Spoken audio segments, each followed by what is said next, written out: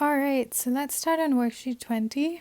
And I'm going to start with question 1. So here we're given that a ball is bobbing up and down on the end of a spring, and that its motion is modeled by this oscillating function where t represents time. So that's why it's positive. And our first question is to graph this function. And when I think about graphing this function, my first instinct is actually to figure out the period of that oscillating function. And so, in fact, my first instinct is to answer part B.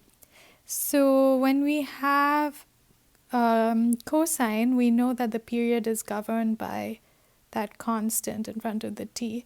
So the period is going to be 2 pi over that constant, and in our case that gives us pi over 18, or pi over 8, sorry.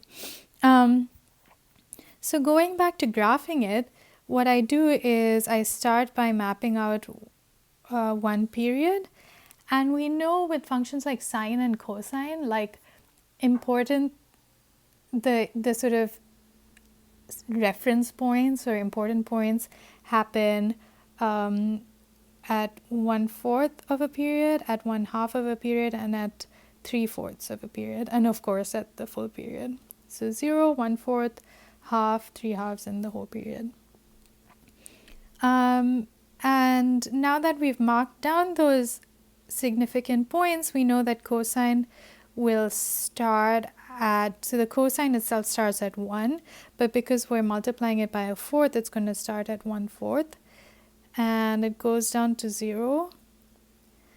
Then it goes down to negative in amplitude, goes up again to 0, and then goes up to 1/4. So that's kind of the shape we expect cosine to have. So that's how I would graph something like this. And then finally, it asks for the first time that we cross equilibrium, that is y equals 0, and looking at the graph that happens down here. So that's why I get that.